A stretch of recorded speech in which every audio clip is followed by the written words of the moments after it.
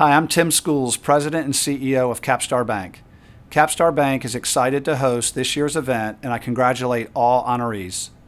It is through leadership such as yours that Nashville has so many wonderful companies and continues to thrive and increase its competitiveness nationally as a place to live and do business. Over the past 13 years, Capstar has been fortunate to help form and grow a number of organizations across our community. It's exciting to see your success, and we appreciate all that you do.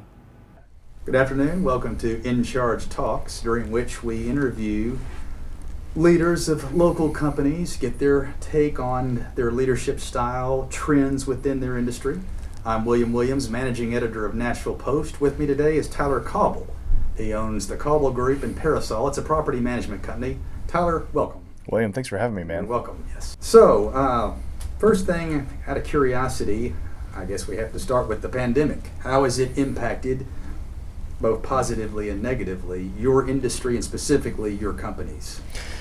That's a great question. So March, April, May of last year, we refer to those now as the lost months. I mean, it was just no activity. I didn't have a single call. I didn't have a single meeting, which, being in commercial real estate, I'm out of the office 99% of the time. You must have been a shock to the system. Oh, it was crazy. But, it was actually kind of nice to have the opportunity to sit down and start to focus on all of the things that I didn't have time to do before. There's one of the benefits. Exactly. And I'm assuming that you weren't, in your industry, the only one with a lot of free time at that. That's right. I mean, in most industries, we're dead. Right. Yeah. I mean, just about everybody that I knew, I had some buddies just take off to the beach. They knew that for the foreseeable future, there wasn't going to be anything happening. And they were fortunate enough to be able to leave. It was interesting. So commercial real estate actually held strong through the first part of the pandemic. And then we had that bear run in the market where it was Wednesday record lows, Thursday record lows, Friday record lows. And that Friday I had just about every single property that we had under contract was terminated. Nobody knew what was going on, and so they didn't want to take the chance. They didn't even want to extend the contracts. Everybody just said, nope, terminate it. We've got to figure out what's going on. A panic situation, you could say. It was. Nobody's ever seen anything like that before. Were you panicked? Yes, I was. I was very panicked because, commercial real estate is one of those industries that something like that starts to happen and it can suffer. Right, because we do well when businesses do well. And if businesses aren't leasing space, nobody's taking on risks, they don't want to buy any more properties, we're going to be one of the first to experience a very, very bad downturn. I think it's also worth noting that your business was founded 3 years ago? Yes, sir. So here you are 2 years approximately into business operations, and this hits. And it nailed us. At that time, because I've known you for these 3 years, but at that 2-year mark, the Cauble Group and Parasol were really starting to hit their strides. Right. And then this happens. And then this happens. If you had been established for 10 years instead of 2, you might not have been as panicked. But only 2, you're going, oh, darn. It couldn't be worse timing. No, I totally agree. I wouldn't have been nearly as worried as I was. So now, here we are a year into this. How less panicked? Do you feel fairly optimistic? So around the time that June hit, it was off to the races. We haven't looked back since. And it did accelerate that noticeably quickly? It did. So despite losing those 3 months, we ended up having our best years ever. Okay. For both of the companies. For both companies. For both companies. Do you have, how many employees? Do you have employees per se, or do you have a few employees? I do. We do. I have 6 employees. And how would you describe, we're always curious about this when it comes to In Charge, your leadership style? Hands off?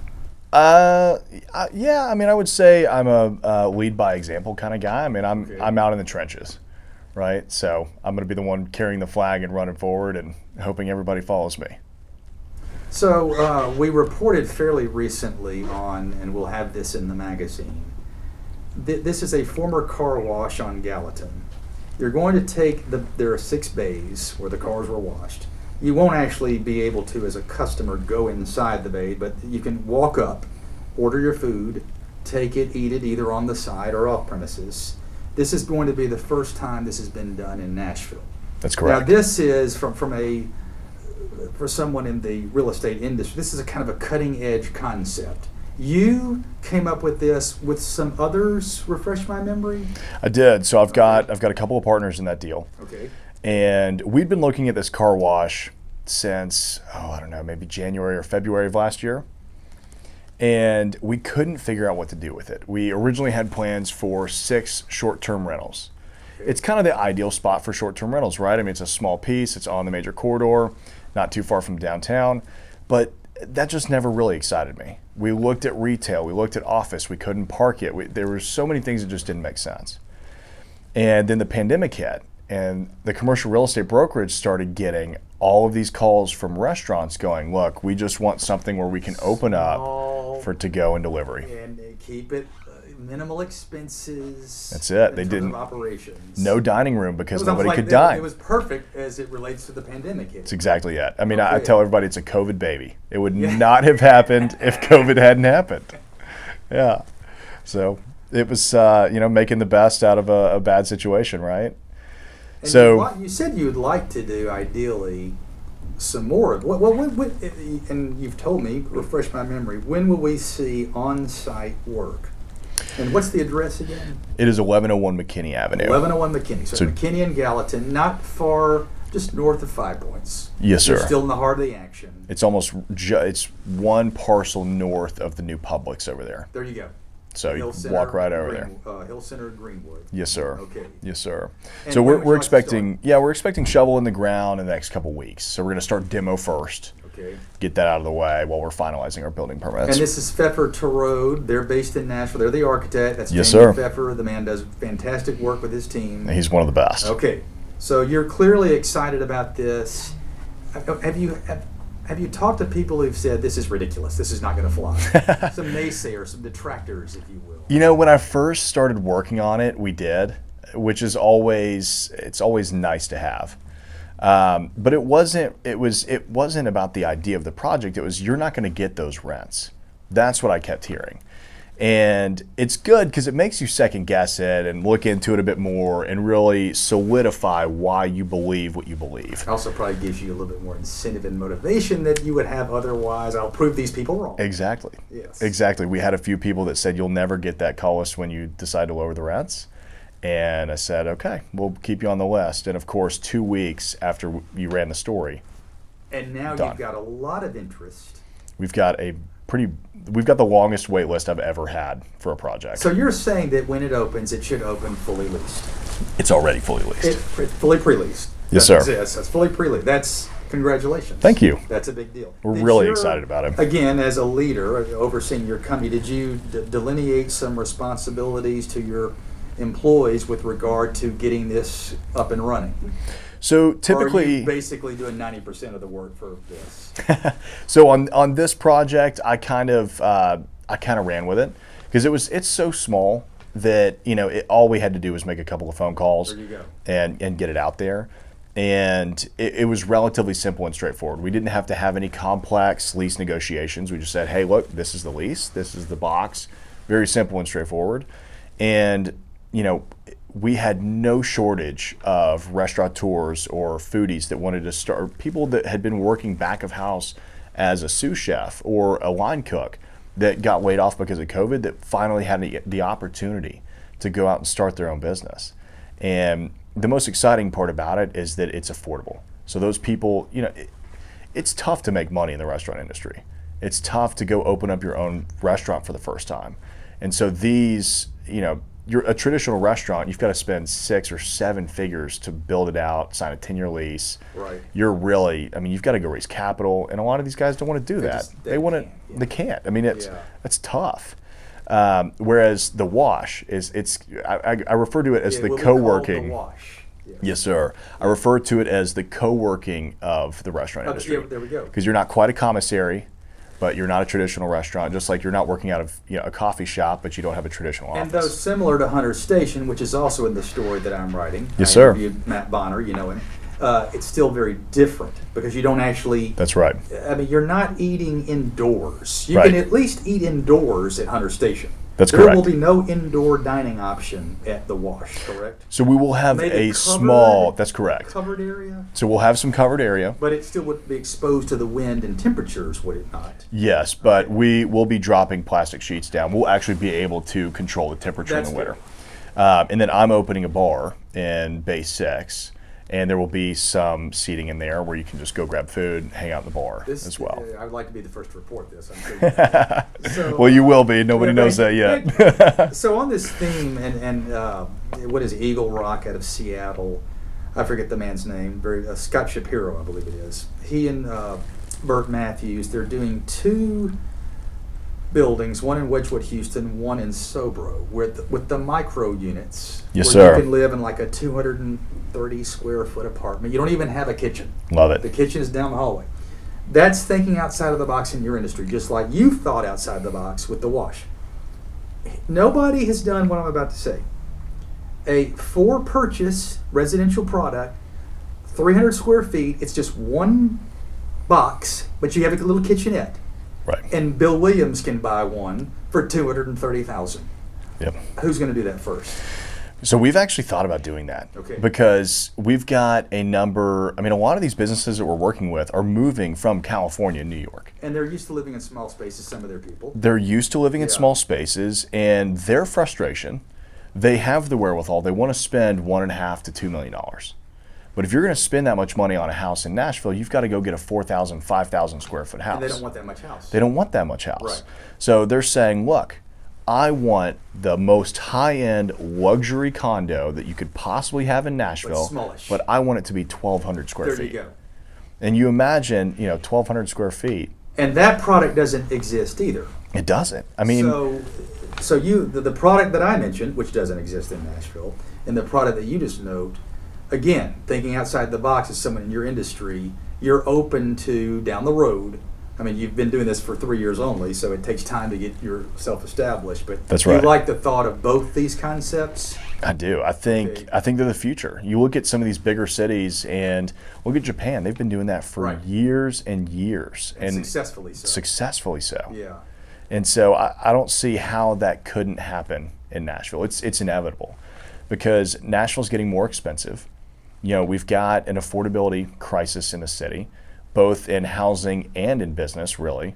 Because, when I first got started leasing office space on West End, Class B was $22.50 a foot, full service. You could get that today, you'd be turning somersaults. Absolutely. Yeah. I mean, It doesn't exist anymore. it doesn't exist. Maybe a Class C building out in Antioch, you're lucky you get for 23, That's 24. right. That's right. I mean, we were leasing some small space out over off of Nolensville and Harding for that. So you think about Midtown. I mean, you're $35 a foot plus, Right. 32 at least, right? And for brand new product, it's now like Oh, it's 45 or 50, It is that much. and sometimes it's triple net.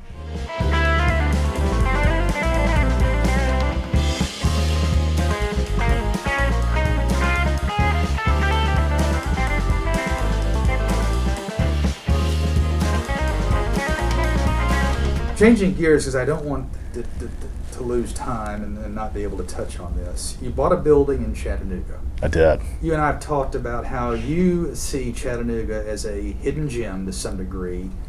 So if you could just tell us where the building is, right downtown. A few details about the building specifically, why you bought it, and your thoughts on Chattanooga and investing in real estate, maybe doing some development there in a general sense. Absolutely. Yeah. So the funny thing is I tell everybody I don't like to cross the river. I stay in my sandbox in East Nashville and Madison, and that's where I like to buy. That's where I like to play. I try More than not cross the river. That's right. You That's crossed right. the time zone, my friend. Exactly. Yes. So that's the funny thing is I'm like, man, I won't buy anything in Brentwood, but I'll go all the way to Chattanooga and I'll buy there.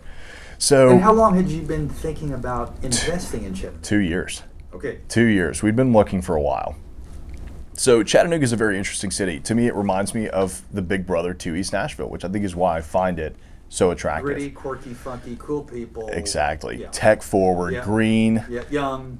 young. Yeah. It's the you take the best part about Nashville and the best part about Denver, and that's what you get in Chattanooga. Yeah, You've got this smaller progressive southern city with all the outdoor activities, in the mountains. I mean, it's It reminds me amazing. of a small Portland, because you've got, like in Portland with the West Hills, you've got Lookout Mountain. Yep. And in Portland with the Willamette River, and Chattanooga, the Tennessee River, a lot of young people.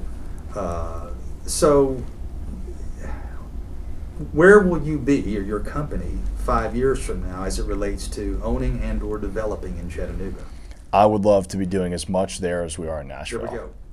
Okay. So Chattanooga, it's a very interesting market. It's very affordable compared to Nashville now, right? And so everybody's going to be the investors are going to be looking to chase better yields than what you can get in Nashville, and Chattanooga is going to provide that. You think of the manufacturing opportunities.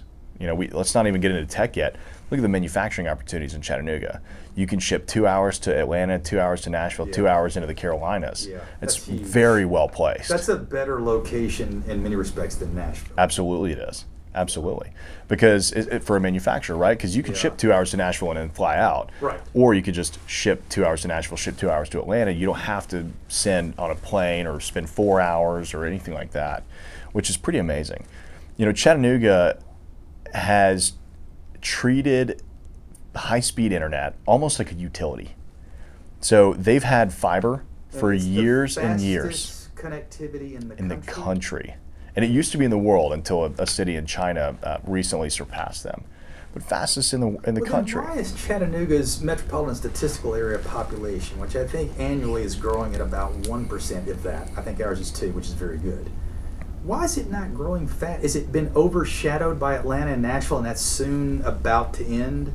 I think it has been. Okay. I think the pandemic is going to accelerate people moving so 5 to years Chattanooga. from now, Chattanooga will be growing faster. Absolutely. Okay. Because think about it. If you're, I don't think that every company is going to move to remote work. But if you're going to move to remote work and you're a millennial and now you can work from anywhere in the country, you're probably not going to work out of a New York City. No, too You're expensive. probably not going to work out of a San Francisco. You don't need to be there because you've got to show up at the office. You live somewhere that's cool but inexpensive. Exactly. So Chattanooga falls right on that list. It's relatively inexpensive to live. You're 2 hours to 2 major cities. So you can go spend a day in Nashville, a day in Atlanta, and you get all of the amazing, the city's beautiful. It's green. They have free buses that are electric powered for everybody. It's really cool, all of the walking trails and everything, but you can hike, you can rock climb, you can go kayaking, camping, but you also have the best internet in the country. So you just think about the tech capabilities. If you're going to start a tech company, why would you go to California and go to Palo Alto and pay the most expensive real estate prices in the country to have employees and the most expensive wages you possibly can? Well, the answer, I'm assuming, hypothetically, would be, if I were the big shot tech man, one, I can send my kids to the best public schools in the country. Right. True. True. To the ultimate weather. That's right.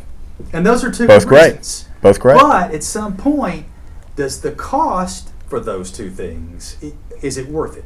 Right. And that's what an individual, it varies from person to person. But how many other boutique development and property management companies like yours are now looking at Chattanooga? Will you face some competition from other Nashville entities such as your companies? We definitely will. There's some groups that are far larger than we are that are More capital, more resources. Absolutely. But you do feel like you're getting a good, and again, this is where your leadership, your vision, do you consider yourself a visionary?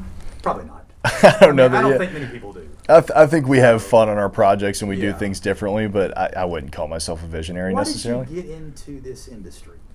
I fell into it. So by circumstance or by accident? Basically? Totally by You accident. hadn't planned it. Hadn't planned it. Dropped out of college, moved back here, started working in construction as a project manager for my grandfather's construction company. Oh, this is tremendous. And from then that you parlayed into a development and real estate management company. Yes, sir. Seems So I like just you fell enjoy into your it. job, don't you? I love it. I love it. So who, on this theme then, who in your opinion is doing some of the most noteworthy development in Nashville, and that company, that development entity, is based in Nashville also? Obviously everyone knows Tony Giarratana. Sure. He's big time, but any development entities based here doing good work here? My favorite developer is Ray Hensler. Ray Hensler. I think that he is he's a visionary. You think about what he did with the 1212 next door. Right. That's arguably the most beautiful condo building that Nashville has ever seen and probably will see for quite some time. Just how well constructed it was to every little detail. I mean, he's one of those developers that does one project at a time because it will be perfect. Right. And I love that. I mean, I can't do that. I have too much ADD. Okay. But I love that he's just a master of that side of the craft. And he really treats it like a science and an art. And so I follow him relatively closely. I love watching his projects. Well, obviously he has the one on Rolling Mill Hill that will be up next. So excited about that one. He's very excited. I talked to him recently about it. So what would be an example of a more, although Ray is very boutique-y, but he does large scale and sexy projects. Yes. What would be an example of a boutique entity doing very small, quirky projects like you that you like? Oh, that's a good question. I mean, obviously, I like some of the stuff that, the person was on the tip of my tongue and now I've forgotten it. Who is it? I would say Nathan Lyons. Yeah, that'd be a great example. I mean, Stocking 51, you've got the Highlands. Highlands, Yeah. Highland Yards. Highland Yards, that's it. He's also now doing the project in East Nashville at the former Methodist church near Pepper. What's the name of that project? Memory's bad. Oh. He's somewhat visionary. I mean, well, I tell you, more than being a visionary, he found a niche. Let's take existing buildings and give them and value add, reuse, and give them a new life. Now you've done that. Well, you're going to do that definitely with the wash, right?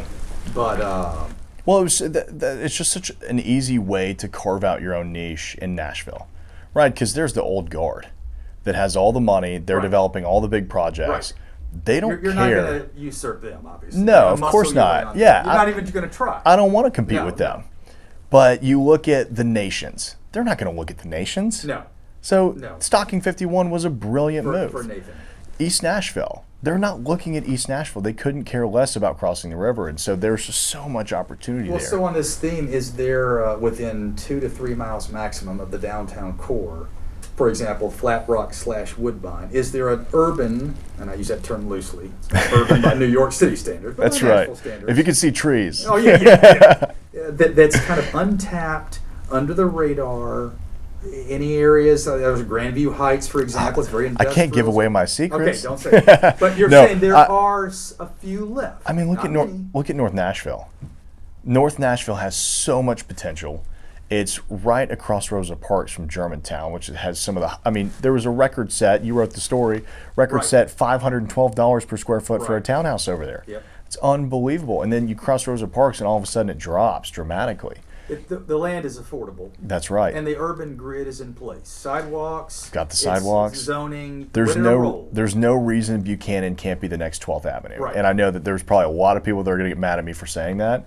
But it's very walkable. You've already got all the crosswalks, all the bike lanes. I mean, it's beautiful. And you're right, downtown. Yeah, the models would be similar. The big difference, there are many, but I think maybe the key is that with 12 South, you have these beautiful American four squares and bungalows from the 20s and 30s. You don't really have that on either side of Buchanan. Right. But you do have old homes that with some updating, some landscaping, could look fantastic. Absolutely. So you think Buchanan in 5 years is going to be something really, really special? We're working on some projects over there with Jackson Builders. Yeah. Right now. That's Roberto Gutierrez. Yes, sir. Yeah, he does good work. He does great work. Yeah. So we're really excited, him and Rogers Jackson. Yep. And so we're doing a little mixed-use project with them. I own a building over off of Buchanan with David Crabtree.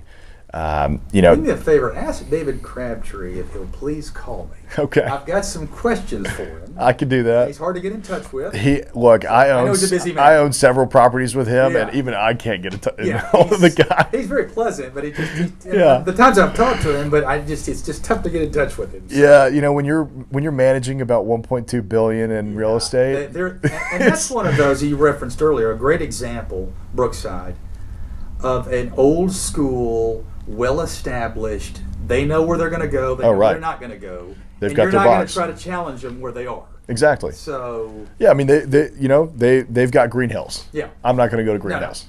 Right. And it's the same. Right. Yeah. I'm coming into Green Hills. I'm coming to challenge you. We're bringing the grittiness of the east side over here. That wouldn't fly over so well. It was that time he was going to take down the donut den. Oh yeah, the sign. Yeah, and I don't want to go into the story. I don't want to embarrass David, but he changed his mind. Yeah. Yeah. Hey, see that? It's the only he listened. neon sign. In I green. think they call it like a Village Green is the name, and they overhaul the facades. All the signs are uniform. Looks nice for suburban, but they kept. They almost had to the neon donut den sign. Oh yeah, and it's beautiful. It does. It looks good. It's a good little element of quirkiness in Green Hills. Well, I like it because it's kind of that nod to what Green Hills The used old to be, school Green Hills. which is so different. You know, I grew up in Forest Hills. Right. And so, I mean, Green Hills is where we used to ride our bikes and mess around, and it's just not that kind of part of town anymore. No, could Green Hills be, and I think it could, a very, very mini version of Buckhead in Atlanta. Oh, totally. Okay. I mean, that's the only, I think, area of Nashville that could even be remotely like Buckhead. In my opinion, and you know, I'm sure there are plenty of people that don't share this, Green Hills needs more towers. No doubt. I think agree. the Virtus actually solved a major issue or a lack of housing that Green Hills had. There's a lot of people that want to live there. And they want to be in the heart of it. Exactly. They want to rent. They're young. And of course, now GBT is going to do the tower next to Virtus. That was some land. So. Yep, at the firehouse. Yeah, I mean, if you get more towers out there, people start walking a little bit more. Right. And. Well, I definitely. It's been very. How many years have you been following urban growth and development in Nashville? Maybe since you were a teenager? No. Well, I mean, I've been here my whole life. Okay, so you know the city fairly well. I know it really, really well. Okay. I know it really well, but you're not I going to didn't get remember interested. The No, 80s when I no. left. Oh my goodness. Mayor Boner. And We had zoning in place that allowed suburban development in urban areas because they didn't want people to flee to Williamson County, Rutherford County, Sumner. So they put in these zoning measures, and it's just like, oh my God. And you can just see there's some things on West End, and it's like, oh my gosh, fast food restaurants. Oh, yeah. Fortunately, terrible. Say it again. I said it's terrible. It was a disaster. But fortunately, that's changed. A lot of it's been torn down and redeveloped now. Which is good. Yeah. It's good. The old Taco Bell and the Checkers. Oh yeah, that was actually that site. Well, there was a train caboose. You're not gonna remember this. No. When I was younger and boozing, which I would never do nowadays. Partying down on Broadway. Yeah. It was. What was it called? But anyway, I think it's a great example of how we've become a much more urbane with our growth and development. So, I mean, where is Nashville going to be in 10 years? Wow. You know, you look at Austin, right? Everybody says Nashville's 10 years behind Austin. And maybe it's cliche, but I do think it's pretty true. I mean, I go to Austin 3 to 4 times a year because I feel we're 10 years behind them. It's a phenomenal city to go study because South Congress, that's Dickerson Pike. Mm-hmm. But they're 10 to 15 years ahead on that development there. So it's great to go to a bigger city like that and visualize what Nashville could be. So I think we're Austin in 10 years. I think Austin's going to be Austin in 10 years. And so that's about 2.3 to 4 million people, more urbanized, more building and people dense. So you just think that what we're seeing now will continue and be taken to a little bit higher level? I agree. I mean, look, we've got a lot of people moving from big cities. And what people from big cities like is walkability and accessibility. Two things that Nashville has not historically had. Correct. So as they start to vote in their council members and they start to show up to town meetings and they start to give their voice, it's going to make an impact on those items on the agenda. And so I'm personally am really excited about that. I would love to see more sidewalks. I would love to see more crosswalks. I would love to see higher density along corridors where it should be. You know, that's one of the most exciting things about watching Metro handle Dickerson Pike, because they're looking at it going, this is actually an opportunity for high density development that could potentially solve issues in Nashville. And it's not going to get a lot of pushback because one side of Dickerson, the west side, has nobody living on it. No. I mean, there aren't a lot of businesses with their business owners who will push back. It's almost like, hey, if this is a reasonable project, do it. Right. Make it happen. And it makes sense because you look at the connectivity that corridor has too. It can handle a lot of traffic, because you've got, Douglas, East Trinity, Cleveland. You've got all of these east-west corridors. Are you as high on Dickerson Pike as any other corridor in Nashville? Oh, I'm higher on Dickerson Pike than any corridor in Nashville. Because, again, a lot of untapped potential. Land price is still reasonable. It's the best corridor in Nashville. Okay, but it at is. least for future infill. That's right. That's it's right. Never going to be a West End. It doesn't need to be. We don't want it to be. No. We don't want it to be. Yeah. You can keep your PF Changs. PF Chang watching. Yeah, we want to keep East Nashville weird. We want East Nashville local businesses. Sound like a man from Austin. I'll tell you, Tyler. Well done. Well, Tyler, I've really enjoyed the chat. This has been very interesting, very informative. And for more of In Charge Talks, you can go to www.nashvillepost.com, click on Magazine. We encourage you to do that. We thank you for listening and watching.